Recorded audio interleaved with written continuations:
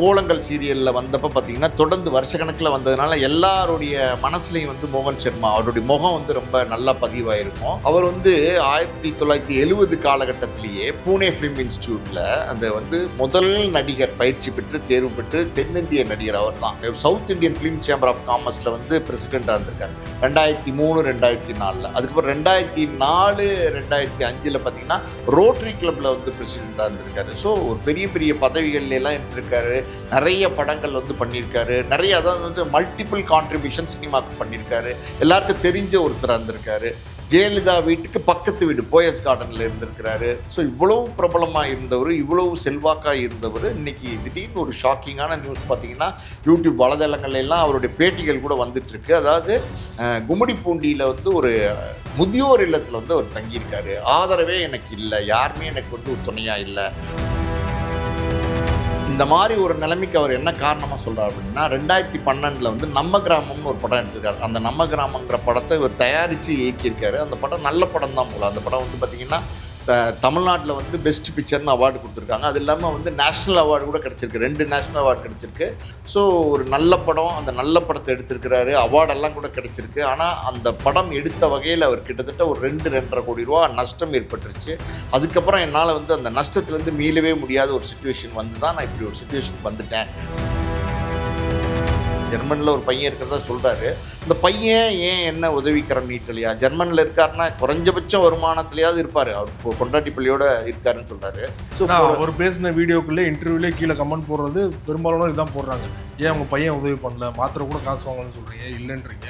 பையன் உங்களை உதவி பண்ணலையா, கை கழுவிட்டாரா, அப்படிலாம் வந்து கேள்வி எழுப்புறாங்க. குடும்ப விஷயமே பார்த்தீங்கன்னா ஒரு கல்யாணம் பண்ணியிருக்கார், 2வது கல்யாணம் பண்ணியிருக்கார், 3வது கல்யாணம் பண்ணியிருக்கார். ஸோ அதில் எதுலேயுமே அவர் வந்து ஒரு நிம்மதியான ஒரு வாழ்க்கை இல்லை அப்படின்னு நினைக்கிறேன். அது இல்லாமல் பார்த்தீங்கன்னா சார்,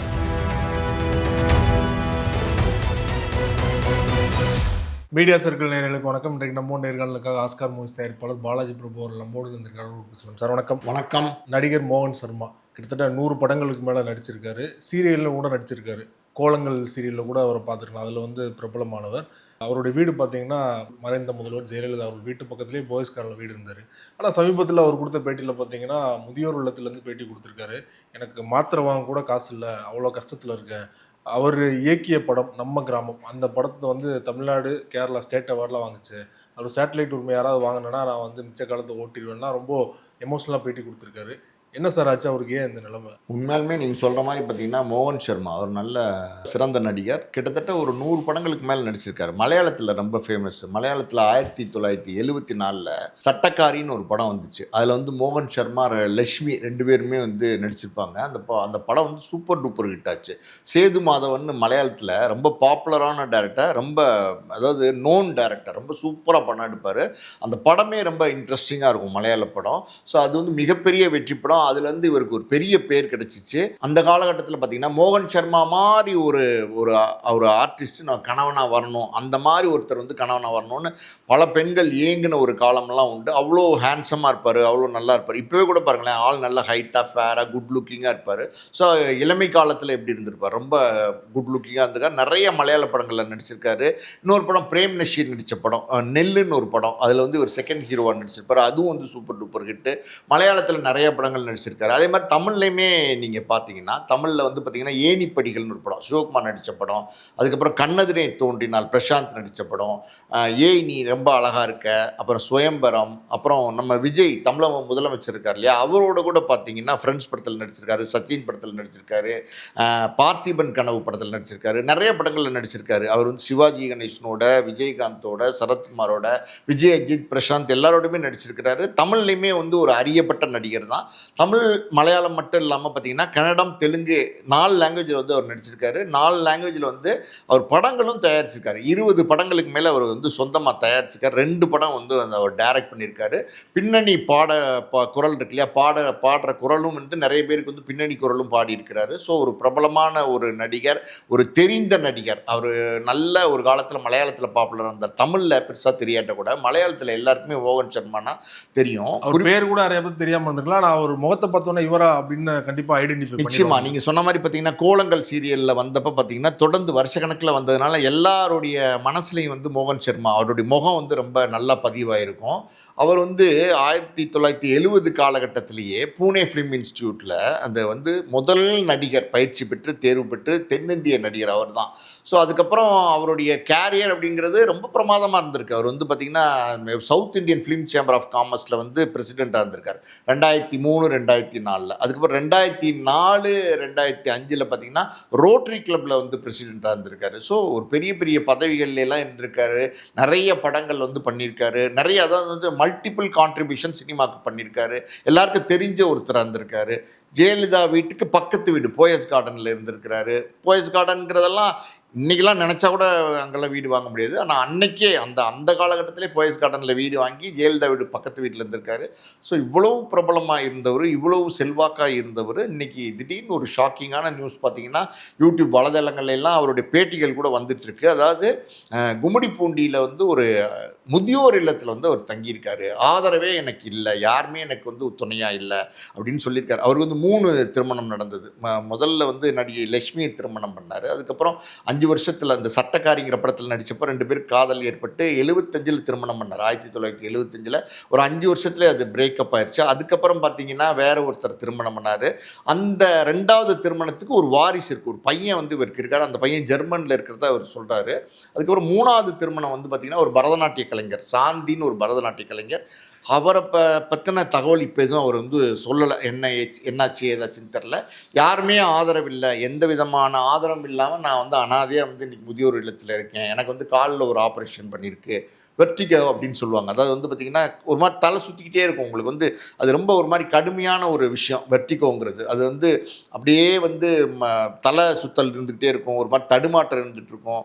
எப்பயாவது அப்படி திடீர்னு கீழே விழுந்துருவாங்க அவங்க, அந்த மாதிரி இருக்கிறவங்க.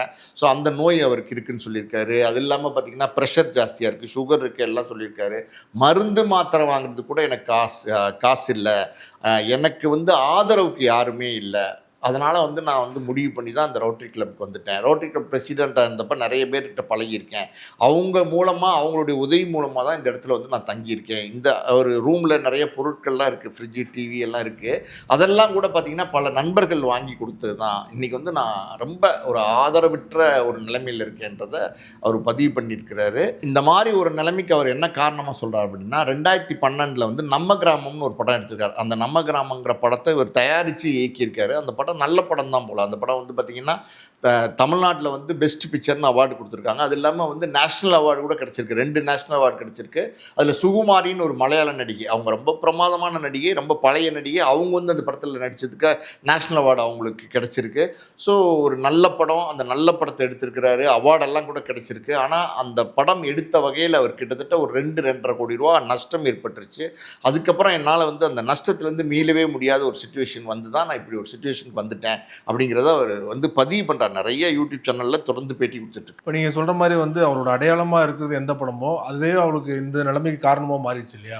பேசும்போதே சொல்கிறாரு வந்து நல்ல படம் எடுக்கணும்னு நினச்சி வாழ்க்கையை தொலைச்சிடாதீங்க, பணத்தை வேஸ்ட் பண்ணிடாதீங்கன்னு சொல்லிட்டு ஒரு அட்வைஸாக கொடுக்குறாரு ஒரு தயாரிப்பாளராக. உங்களோட ஒப்பீனியன் என்ன? இல்லை, ஆக்சுவலி வந்து சினிமா தயாரிக்கிறதுங்கிறது எப்போவுமே ரிஸ்க் தான். பெரிய பெரிய தயாரிப்பு நிறுவனங்களே பார்த்திங்கன்னா மூடு விழா பண்ணிட்டு போயிருக்கிறாங்க. நம்ம 1000 பேர் நம்ம உதாரணம் சொல்லலாம். அந்த அளவுக்கு வந்து ரொம்ப பிரம்மாண்டமாக இருந்தவங்களே வந்து பார்த்திங்கன்னா படங்கள் இன்றைக்கி வந்து தயாரிக்க முடியாத ஒரு சூழ்நிலை. தயாரிக்க முடியாத சூழ்நிலை கூட பரவாயில்ல, பெரிய நஷ்டத்துக்குள்ளே மாட்டிட்டாங்க ஏகப்பட்ட தயாரிப்பு நிறுவனங்கள். நம்ம ஒரு பேர் சொல்லணும். அப்படி தயாரிப்புங்கிறது ரொம்ப ஆபத்து. சினிமாவை பொறுத்த வரைக்கும் பார்த்திங்கன்னா ஒரு படம் ஓடும், அடுத்த படம் ஓடும், அடுத்த படம் ஓடும். ஆனால் அடுத்தடுத்து தோல்விகள் வந்துட்டால் அந்த தோல்வியிலேருந்து மீண்டு வர்றது கஷ்டம். பெரிய பெரிய ஆட்களே இதில் வந்து சிக்கி தவிச்சிருக்காங்க.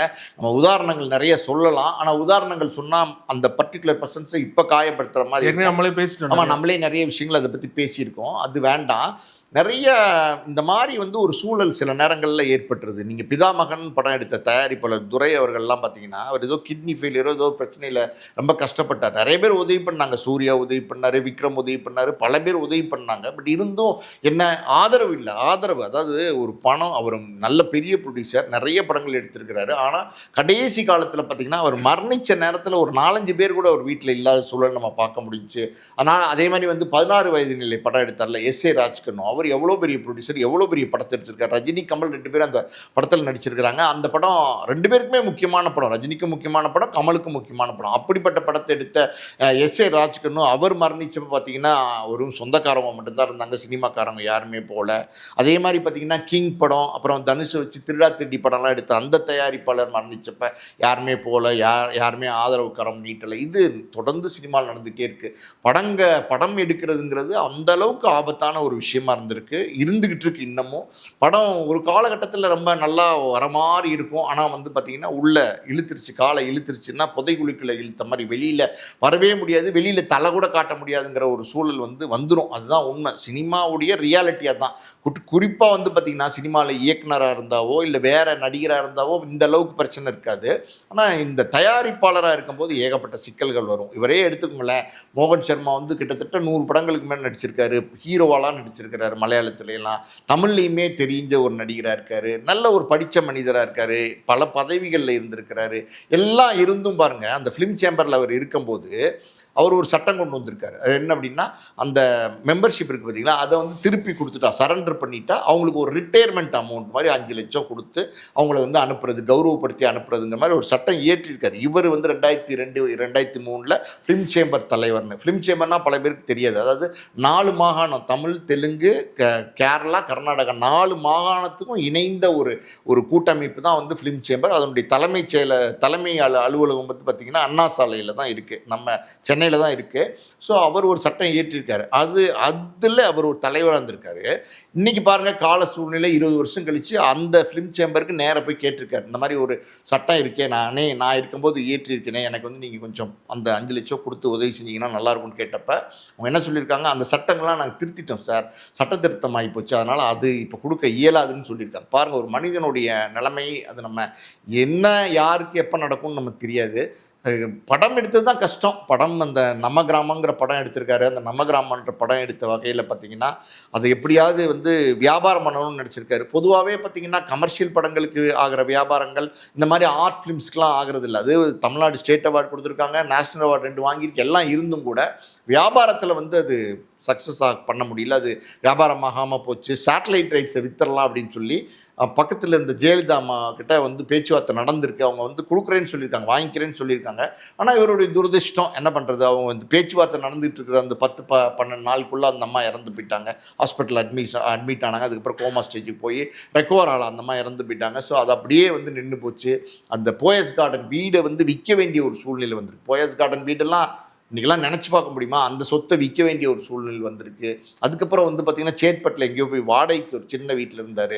அங்கே ஏதோ பிரச்சனை, அந்த புரோக்கரேஜ்னு சொல்லுவாங்கள்ல, அந்த வீடு விற்று கொடுத்தவங்க, அவங்களுக்கு ஏதோ புரோக்கரேஜில் ஏதோ பஞ்சாயத்து ஆகி அது ஒரு அடிதடி ஆகி அதுவுமே வந்து யூடியூப்பில் வந்துச்சு, போலீஸ் கேஸ் ஆச்சு, இதெல்லாம் நடந்தது. பட் இருந்தாலும் வந்து எப்படின்னா, சினிமா எடுக்கிற தயாரிப்பாளர்களுக்கு இது தொடர்ந்து நடந்துகிட்டு தான் இருக்குது. இதை தடுக்க முடியுமா அப்படின்னா தடுக்க முடியாது. அது சினிமான்றது அப்படி ஒரு ஆபத்தான தொழிலாக இருக்கிறதுனால அந்த புதகுழியில் மோகன் சர்மாவும் சிக்கிட்டார். அவர் வந்து இன்றைக்கி வந்து பார்த்திங்கன்னா முதியோர் இல்லத்தில் இருக்காருன்றது ரொம்ப வேதனை தான். ஒரு பையன் இருக்கிறதா சொல்கிறாரு, ஜெர்மனியில் ஒரு பையன் இருக்கிறதா சொல்கிறாரு. அந்த பையன் ஏன் என்ன உதவிக்கரம் நீட்டலையா? ஜெர்மனியில் இருக்காருன்னா குறைஞ்சபட்சம் வருமானத்திலேயாவது இருப்பார். அவர் இப்போ கொண்டாட்டி பள்ளியோடு இருக்காருன்னு சொல்கிறாரு. ஸோ அவர் பேசின வீடியோக்குள்ளே இன்டர்வியூலே கீழே கமெண்ட் போடுறது பெரும்பாலான இதுதான் போடுறாங்க. ஏன் உங்கள் பையன் உதவி பண்ணல, மாத்திரை கூட காசு வாங்கணும்னு சொல்கிறீங்க, இல்லைன்றீங்க, பையன் உங்களை உதவி பண்ணலையா, கை கழுவிட்டாரா, அப்படிலாம் வந்து கேள்வி எழுப்புறாங்க. என்ன நடந்ததுன்னு சரியா தெரியல சார். அவர் எதுவுமே வந்து தவறா பதிவு பண்ணல. பையன் இருக்காருன்னு மட்டும்தான் சொல்றாரு.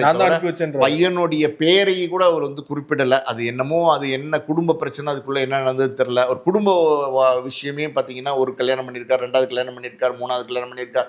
ஸோ அதில் எதுலேயுமே அவர் வந்து ஒரு நிம்மதியான ஒரு வாழ்க்கை இல்லை அப்படின்னு நினைக்கிறேன்.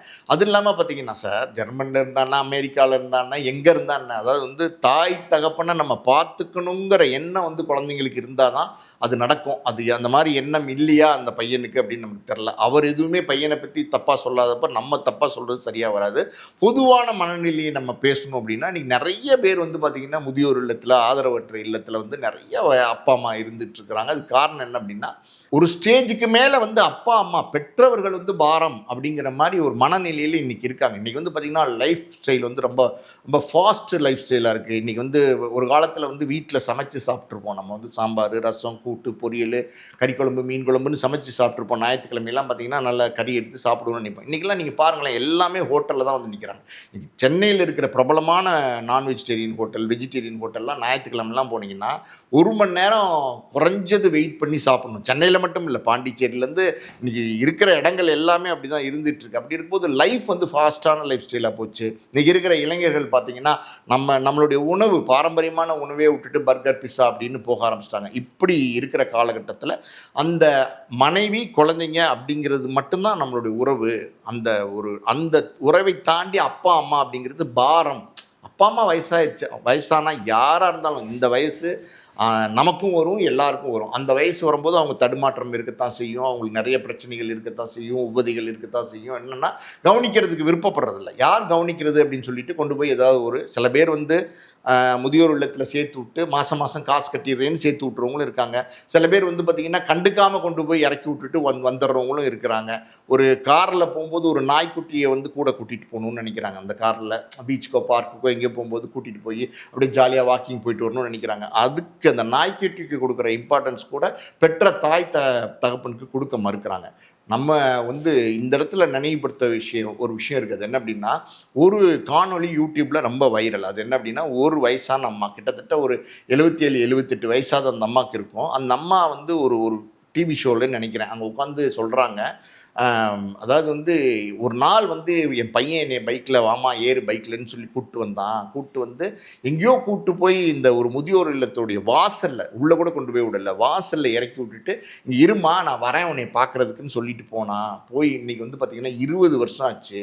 ஆனால் வந்து பார்த்திங்கன்னா அவன் வரவே இல்லை, அவன் திரும்பி வரவே இல்லை. எனக்கு ஒரே பையன், என் பையன், அவங்க அழுகிறாங்க. அவங்க அந்த அம்மா, என் பையன் நான் பார்க்க கூட முடியல, என் பையனை, பேரம்பேத்தியெல்லாம் இருக்குது, மருமகள் இருக்குது, எல்லாம் இருக்குது. ஆனால் என் பையன் என்னை விட்டுட்டு போயிட்டான். ஒவ்வொரு நாளும் காலையில் வந்து எந்திரிச்சோன்னே அந்த கதவு வாசலில் வந்து நான் பார்ப்பேன், நான் என் பையன் வந்துட மாட்டானா, என் பையன் என்னை திருப்பி கூட்டுற மாட்டானா அப்படின்னு நான் ஏக்கத்தோடு நின்று பார்ப்பேன். கிட்டத்தட்ட 15 வருஷத்துக்கு மேலே நான் நின்று பார்த்துக்கிட்டு இருக்கேன். ஆனால் என் பையன் திரும்பி வரவே இல்லை, விட்டுட்டு போயிட்டான், எங்கேயோ இருக்கான், எங்கேயோ நல்லா இருப்பான், எங்கே இருந்தாலும் நல்லா இருக்கணும். அவங்க சொல்கிறாங்க, எங்கே இருந்தாலும் நல்லா இருக்கணும், என் பையன் நல்லா இருக்கணும், பேரம்பேத்தி எல்லாம் நல்லா சௌரியமாக இருக்கணும் அப்படின்னு சொல்லி அந்த அம்மா மனசுனா அந்த அம்மா சொல்லும்போது, இந்த மாதிரி நிலைமை யாருக்கும் வரக்கூடாதுப்பா.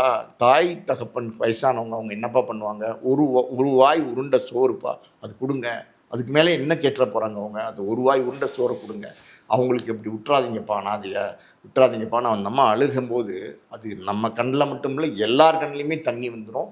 அந்த மாதிரி ஒரு காணொளி யூடியூப்பில் இருக்குது, நான் பார்த்துருக்கேன், பார்த்து ரொம்ப வேதனைப்பட்டிருக்கேன். என்னென்னா நம்மளை பெற்று வளர்த்து ஆளாக்கி எல்லாம் பண்ணுற தாய் தந்தைக்கு நம்ம பண்ணுறது சில பேர் கடமைன்னு நினைக்கிறாங்க. அது கடமை கிடையாது, நம்ம தான் செய்யணும். நம்ம செய்யாமல் யார் செய்வா? அப்படி இருக்கும்போது இன்றைக்கி இருக்கிற பல பேருடைய மனநிலை இந்த ஃபாஸ்ட் வேர்ல்டில் இவங்கெல்லாம் வந்து எப்படின்னா வேஸ்ட் பேக்கேஜ்னு நினச்சி கொண்டு போய் ஹோமில் விட்டுறாங்க, கண்டுக்காமல் விட்டுறாங்க, எங்கேயோ அனாதையாக விட்டுட்டு போயிடுறாங்க, பஸ் ஸ்டாண்டில் இறக்கி விட்டு போயிடுறாங்க, எல்லாமே நடக்குது. அந்த மாதிரி வந்து இருக்கிற சூழலில் எப்போவுமே வயதானவர்களுக்கு என்னென்னா ஆதரவுங்கிறது ரொம்ப முக்கியம். அவங்களுக்கு வந்து காசு பணம் இருந்தால் கூட ஒரு மருந்து மாத்திரை எடுத்து கொடுக்குறதுக்கோ, ஒரு கீழே விழுந்துருவாங்க, ஏதோ ஒன்று சிரமப்படுற அந்த ஒரு வயசு இருக்குது பார்த்தீங்களா, அதுதான் வந்து ஒரு மனுஷனுக்கு ரொம்ப ரொம்ப கவனம் தேவைப்படுற ஒரு வயசு. அங்கே தான் அந்த வயசில் தான் அவனுக்கு உறவுகள் தேவைப்படும், எல்லாமே தேவைப்படும். அந்த நேரத்தில் விட்டுட்டு போயிடுறாங்க. ஸோ இங்கே மோகன் சர்மா விஷயத்தில் என்ன நடந்ததுன்னு தெரியல. பட் இருந்தாலும் அதான் சொல்கிறேன்ல, எத்தனையோ இன்றைக்கி வந்து ரஜினிகாந்த் அவர்கள் வந்து கேள்விப்பட்டு 1 லட்ச ரூபா உதவி பண்ணியிருக்காரு. தமிழக முதலமைச்சர் விஜய் அவர்களுக்கு வந்து கோரிக்கை வச்சுருக்கேன், லெட்டர் எழுதியிருக்கேன்னு சொல்லியிருக்காரு, உதவி செய்கிறதுக்கு வாய்ப்பு இருக்குது. ஏன்னா பவா லட்சுமணன் கூட பார்த்திங்கன்னா தகவல் தெரிஞ்சு எம்எல்ஏ ஹாஸ்டலில் இடம் கொடுத்துருக்காங்க. ஸோ உதவிகள் என்பது ஏதாவது ஒரு ரூபத்தில் சினிமாவில் இப்போ இன்றைக்கி இப்படி இருக்கார் மோகன் சர்மான்னு தெரிஞ்சு ஏதோ யாரோ 10 பேர் வந்து உதவி செய்வாங்க. இப்போ வந்து பவா லட்சுமணனுக்கு வந்து ஒரு சரணா ஸ்டோர்ஸ் உதவி செய்யலையா, நம்ம செய்வாங்க. நீங்கள் காசு பணம் எல்லாத்தையும் கொடுத்துடலாம், அதனால் நீங்கள் மருந்து மாத்திரை எல்லாத்தையும் வாங்கிடலாம். ஆனால் உங்களுக்கு கடைசி காலத்தில் அந்த கடைசி காலத்தை கழிக்கிற அந்த வாழ்க்கை அது நிம்மதியாக இருக்கணும் அப்படின்னா உங்களுக்கு வந்து சொந்தங்கள் கூட இருக்கணும், உங்களுக்கு வந்து ஆறுதல் தேவை. உங்களுக்கு பணங்காசு தேவையில்லை, எதுவுமே தேவையில்லை. ஆறுதல் தேவை, அன்பு, பாசம் இதெல்லாம் தான் தேவை, அரவணைப்பு தேவை. அதுக்கு நமக்கு யாருமே இல்லையே, நம்ம ரத்த சொந்தம் இல்லையே, மனைவி இல்லையே, மக்கள் இல்லையே, குழந்தை இல்லையே, அப்படி இப்படின்னு நினைக்கும்போது உண்மையாலுமே அது வந்து ஒரு வேதனையான ஒரு சூழல் தான். நம்ம மோகன் சர்மா வந்து அவர் சொல்கிறார், படம் எடுக்காதீங்க அப்படின்றாரு. நல்ல படம் எடுக்கிறீங்கிற பேரில் நான் இப்படி சிக்கிக்கிட்டேங்கிறாரு. ஸோ இது வந்து இது மாதிரி நிறைய உதாரணங்கள் இருக்குது. இன்னும் பல உதாரணங்கள் வந்துக்கிட்டே இருந்தாலும் இது நின்றுமா, நிறுத்தப்படுமா, சரியாக்கிற முடியுமா அப்படின்னா, நீங்கள் 1000 தான் நீங்கள் வந்து இந்த மாதிரி விஷயங்கள் வந்தால் கூட சினிமா அப்படிங்கிறது ஒரு மோகம். அந்த மோகத்தில் வந்து விழுகும்போது அது கடைசியாக வந்து முள் படுக்கையாக மாறிடுது. அது பல பேருக்கு தொடர்ந்து நடந்துக்கிட்டு தான் இருக்குது. அந்த வகையில் மோகன் சர்மா இப்போ லேட்டஸ்ட் உதாரணமாக நம்ம பார்க்கணும். ரொம்ப நன்றி சார். மோகன் சர்மா அவர்கள் தொடர்பாக பல்வேறு விஷயங்கள் பகிர்ந்து கொண்டீங்க. மிக்க நன்றி. நன்றி.